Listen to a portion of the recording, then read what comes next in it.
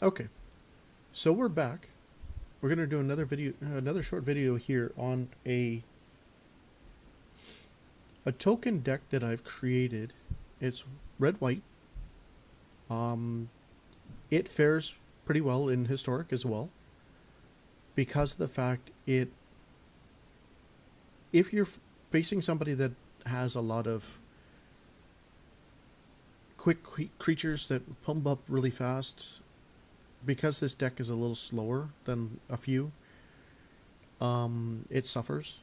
But I think I've won like 60-70% of the time with this deck. Um, just playing this deck because of the fact it has, if you look at it, we've got things like uh, the welcome here. Whenever I play a creature, I gain life.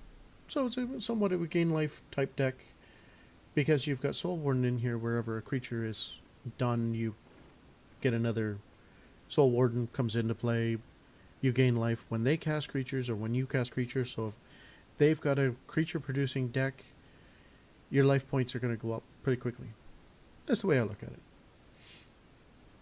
I've got the Healer Hawk in here just for flying protection or just to hit them early in the game if it decides to come out. I've seen this card work good, but I haven't been able to get it to work very good because I don't have that many different differentials in the party. This guy will probably go and find something else to add into it. I'm just looking for other cards to add in um, because there's not that many different differential types of creatures in here for the party side of it. So your party consists of one of each of cleric, rogue, warrior, and wizard. I don't believe, like, I've got a bird. I got a cleric there. He's a cleric as well. So yeah, I think they should be removed at this stage of the game. I probably should remove them. You know what? As we sit here and do this video, I'm going to get rid of them. It's still 61 cards, so I'm good on that side of it. No problem. But we have the Healer Hawks, we have Soul Wardens, we have the Welcome here. We got Speakers of the Heaven. Just because of the life producing of these first three 1-drops, we have another 1-drop creature here that can come in handy if you gain life really quickly in the game, where you can get a 4/4 flying angel token creature if you've gained 7 more life. So yeah, it can come in handy in early parts of the game to have a 4/4 flying creature, especially with lifelink. I don't know if it comes with lifelink. No, it's just a 4/4 flying creature, but even that, I think it's decent. You get the Banishing Lights in here to get rid of that one card that is wrecking your deck or attacking and destroying everything that you have, or it's just protecting them, or it's producing, allowing them to draw, or you've got a middle deck that you're facing. Yeah, you gotta get rid of anything. And I found Banishing Light was the best white card that you can play against any deck now. Even get rid of anything that they've got out that's non-land. It says non-land permanent. Your opponent controls. Banishing Light gets rid of it until it leaves play. You've got Halid in here. Heliode? Yeah, okay, whatever his name is. He's a god. He's indestructible. It's ideal. Gives your creatures lifelink till end of turn. No problem.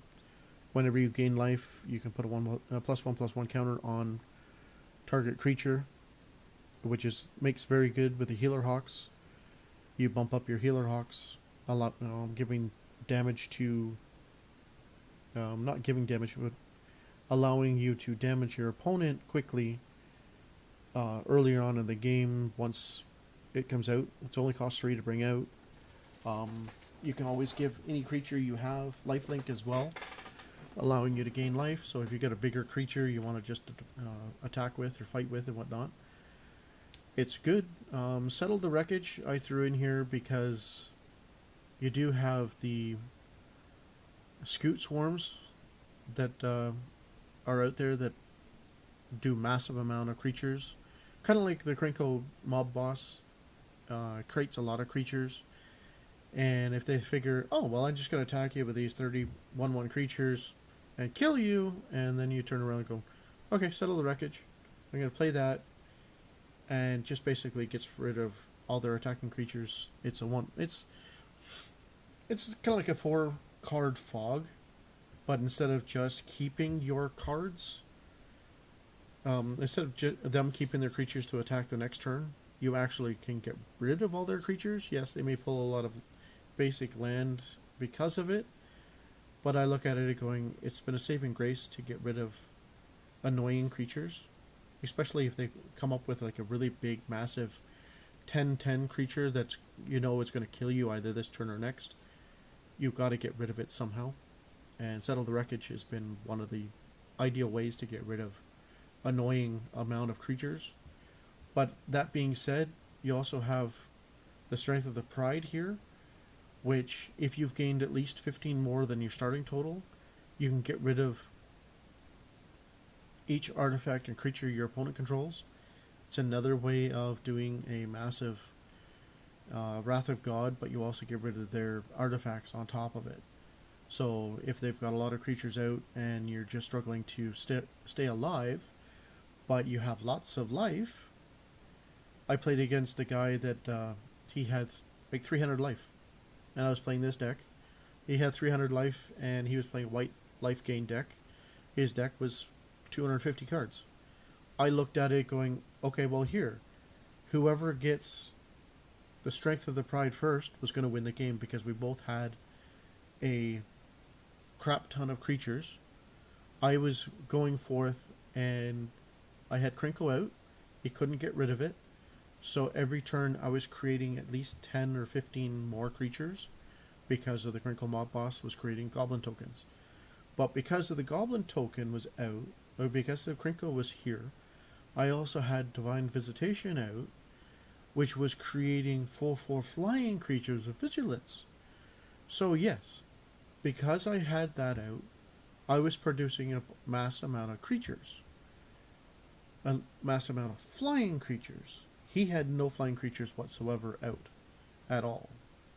So yeah, even though he was at 300 points, I was starting to build up my flying army. I was going to start attacking the next turn and the next turn to bring him back down to reasonable amount of killable life. But I couldn't kill him off because of the fact that, lo and behold, he pulled this guy out and played it, wiped out all my creatures, attacked, and I died. So, yeah. I have him in here because of the fact that you can gain life for all the creatures you control, or the number, plus the numbers of, it says you gain life equal to the numbers of creatures you control, plus the numbers of planeswalkers you control. So, yeah, you can gain life and that sort of thing, so you can start bumping up your life total and hopefully survive a few things. Settle the Wreckage, we just talked about it. Krenko Mob Boss, we all know about the Mob Boss, what he can do. He's a 3/3 creature, costs 4 to bring out. He's decent when you're sitting there going, okay, well I want to create some tokens. And the more tokens you can create, the better off you are, so you have him. We also have the Legion War Boss, so he feeds into him as well, but the only problem with this one is you have to create them every turn. But once you get the mob boss out, every turn you can start making more creatures, so you can start building your army. But also, with the mob boss, with it being token creatures it's creating, if you by chance have the Divine Visitation out, you're creating 4/4 flying creatures instead of your 1/1 goblin tokens. I enjoy playing this card. Any red-white deck that I make, this card is in here. One, because it costs 4 to bring out. Yes, I've struggled sometimes not being able to bring it out because of the 2 white required to bring it out early in the game. Usually it's later in the game when it's turn 5 or 6 or something like that, it finally comes out. But I enjoy playing this one, especially if you can get 2 or 3 of them out in a game, because it produces a creature every turn, and it's not costing you any casting costs. It brings out 3 different variations. It has a 3/1 human warrior token with trample and haste, a 2/1 human cleric with lifelink and haste, a 1/2 human rogue, but when the creature enters the battlefield, it deals 1 point of damage to any target. That allows you to kill off things like soul wardens or simple 3/1 creatures, anything with a 1 toughness. It's an easy way to deal with them in that sense.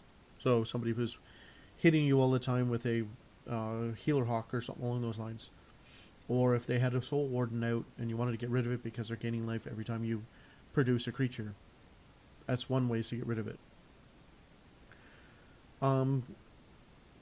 Basically for land, I've got 9 white, 7 mountain, because of the fact that it's 2/3 white and the rest of it's red.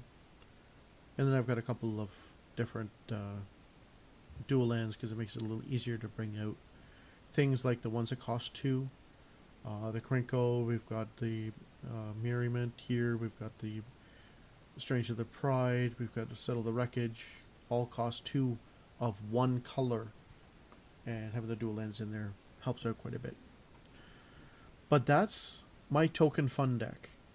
What I've been looking like, I have another variation of this I've made in real life in paper format that I think I've shared with you guys, but I may have another one that I might be sharing in the near future. But this is what I've come up with so far as a token fun deck. What I'm looking for and what I'd love to build a deck around is cards like Outlaws Merriment. If I can find ways to, like other cards like this, that produce creatures as an enchantment every turn, I wouldn't mind having like maybe half the deck enchantments that produce creatures on a turn basis. So therefore you can go forth and create creatures.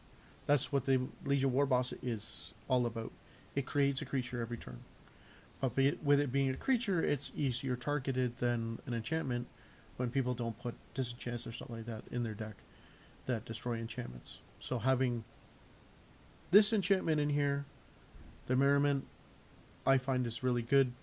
There are some other ones out there, but I don't know if there's any more in Arena that does the same thing as the Outlaws Merriment. But that's my token fun deck.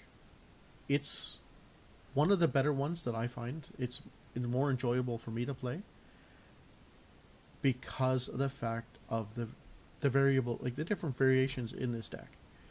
You've got your tokens, you've got your goblins, you've got your bumpable creatures, the Pride Maids in here. You've got Healer Hawks, you've got Soul Warden to allow you to stay alive more than 5 turns because of the fact somebody's got a 5/5 creature that they're attacking with. You've also got this one here that creates a 4/4 flying token creature. And of course you've got the welcome whenever you cast a creature. So when you're finally getting these guys out on a every turn basis, and you've got like 3 or 4 of these, you're gaining a bunch of life. But the bonus part is, once you're gaining a bunch of life, your Strength of the Pride is, you're able to go forth and gain life equal to the number of creatures is 1, but when you have the Sun Crowd out, you can go forth and bump up your creatures to make them stronger. So that's another bonus part to having this guy in your deck as well. So every time you gain life, put a +1/+1 counter on whatever target creature you want. So that's the deck. I'd love to add more enchantments in it. It does have a few enchantments. We have the Merriments, we have our Divine Visitation, and we have the Welcome at the moment, as well as he's an enchantment creature, but he's indestructible, which is a bonus. But I look at things, I'd love to have more of these type of cards in here. If you're still watching and know of other cards that allow for this, or other ways to cast more of the spells a little bit easier, a little bit faster, then I'm more than welcome to any suggestions of that. So that's it for this video. Well, yeah, that's it for this video. We'll catch you on the next video. We're going to come out with more of these. I've created a bunch of arena decks that have worked. I'll give you size that are good, are bad, are ugly in that sense. Yeah, we're going to share them with on YouTube. The deck creations that I've come up with that seem to work well, seem to don't work well. Maybe I'm missing a card that needs to be added into the deck, or changed, or whatever. I did when I first started this one. I have removed 2 cards that don't seem to do anything for the deck. So maybe there's something else that I need to throw in here. But I'm open to suggestions. But that's it for this discussion about this wonderful deck that we've created. Thanks for watching.